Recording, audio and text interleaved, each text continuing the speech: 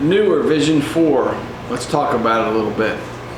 So I wanted to do an updated review on these strobes because I did one a while back and I eventually had bought a third one. So I wanted to do an updated review, and I went to look at the old video and it was like, oh my god, it's terribly boring. So I couldn't even get through 5 minutes of it. So we're going to start new with this, and I'm going to talk about, you know, what I like and what I don't like about these strobes after two plus years of using them now. So here we go. What it comes with when you order it, okay, you got the unit itself, okay, battery pack,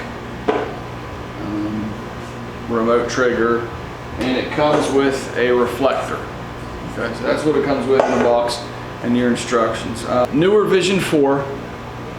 This is the strobe that I use. It's a, you would call it a budget-friendly strobe. They're about $250-ish on Amazon last time I checked. When I did my first review on it, I only had 2. I've since bought a third one. I'm going to tell you what I like, what I don't like about it, and then when I'm talking about stuff that you don't really need to see my face, I'm going to be showing pictures of or images that I've shot using these strobes, so you can see what kind of results you can get from them. You know, a lot of people are like, oh, you have to have bronze collar or, you know, flash point. Oh, there's tons of different, you know, kinds of brands of strobes. These are budget friendly. They have their pros, they have their cons, but I really like them. They've done me well, and I don't have any real complaints.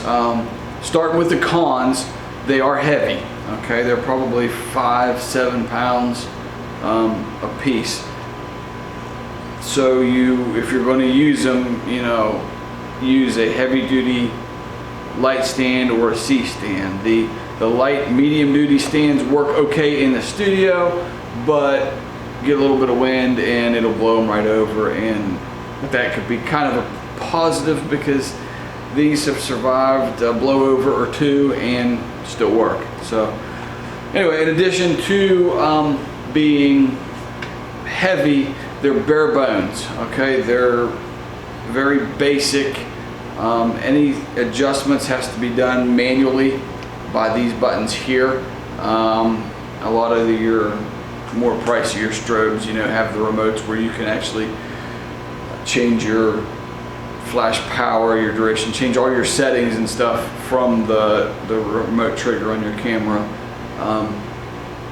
This doesn't have that. Everything has to be done manually by that.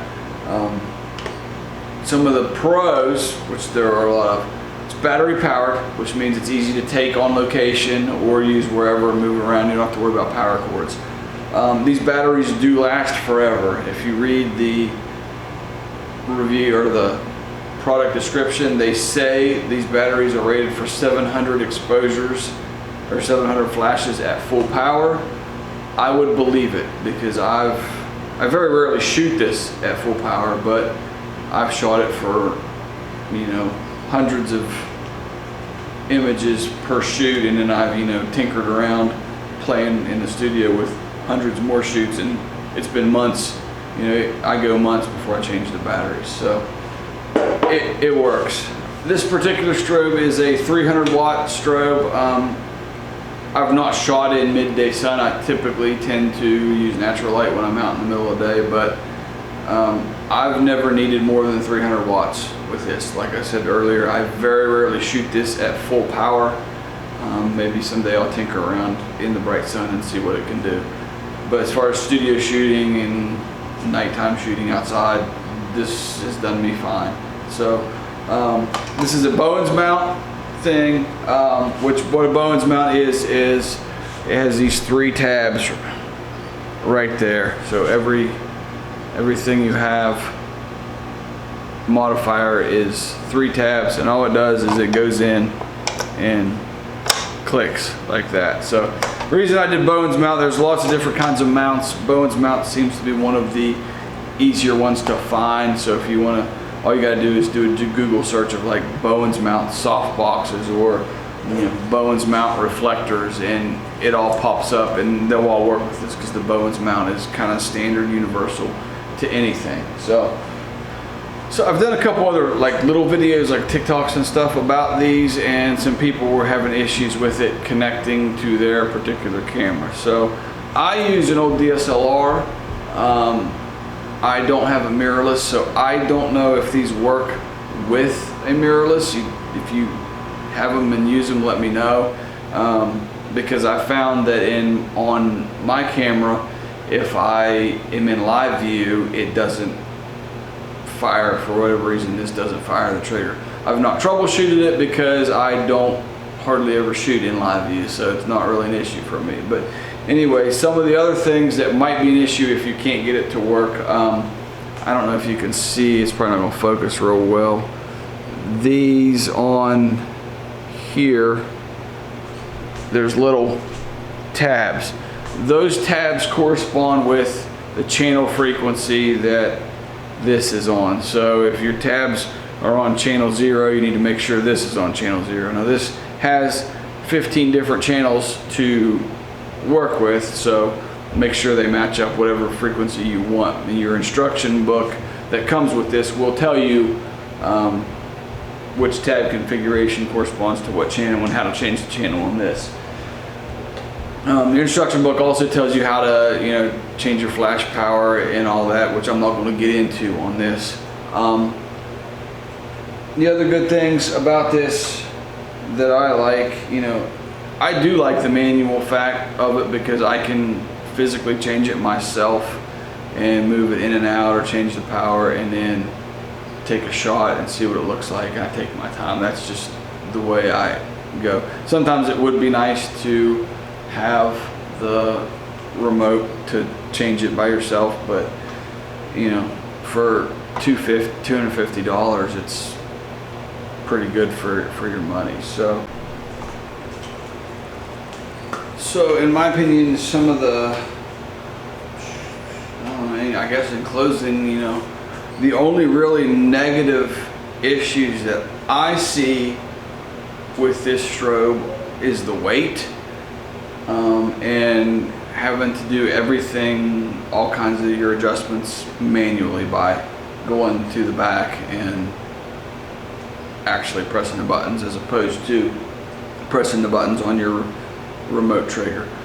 Other than that, there are sometimes they say there's issues about the flash intensity being consistent, like if you're shooting a stop motion or something like that.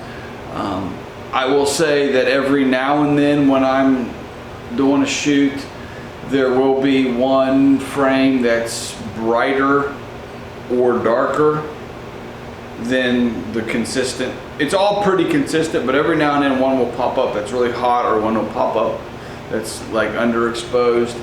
And I'm not sure if that's the flash itself or it's the camera, because if you set, like when I'm shooting on flash in the studio, I usually am at a f9, f11, for portraits or even sometimes products. So when you're shooting like that, your camera, your lens starts wide open, and as soon as you hit the shutter button, it closes down. So I'm not sure if it's the flash or it's a lens issue of, not the aperture not closing down far enough or closing down too far or whatever at the time of the shot. So, but it's not really an issue because it only happens once every 100 or 200 shots that I'll notice it, and it only happens when I'm like rapid firing shots, like boom and boom and boom.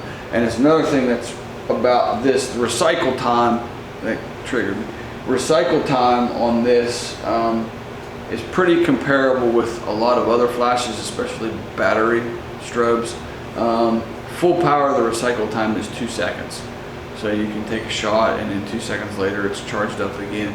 If you're at like half power or a quarter power, it's almost instantaneous. You can almost, like if you're shooting at 1/16 power, you can pretty much just, what do they call, spray and pray, and it recycles.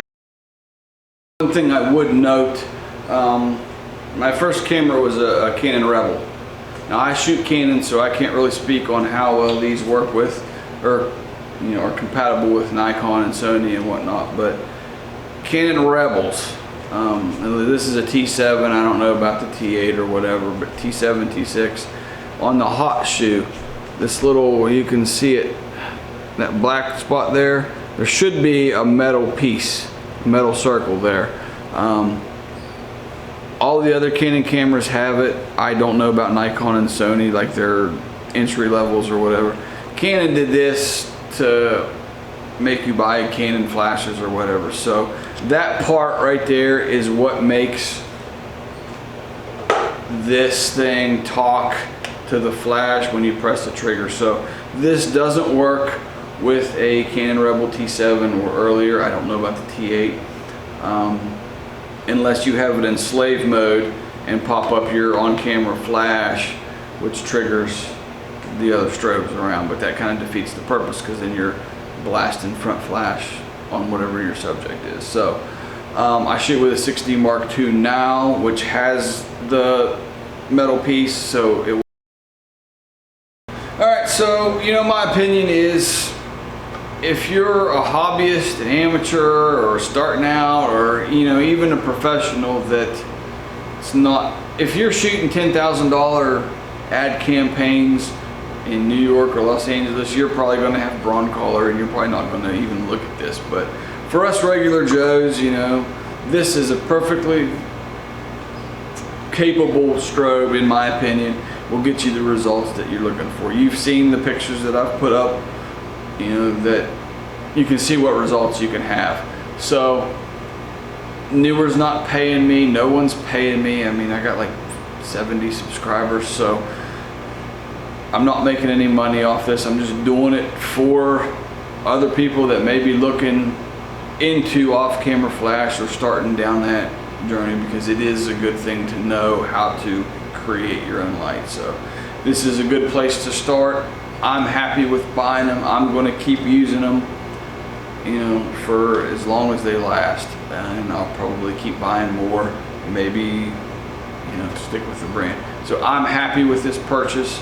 Like I said, I've bought 3, and I use 3 of them now, so I'm sure you probably will be happy too. So if there's anything else, any questions or anything anybody wants to add, you throw them down in the comments, and we'll have a discussion about that. So thanks for watching, and I'm going to try to make some more videos more consistently. So we'll see you guys later. Thanks.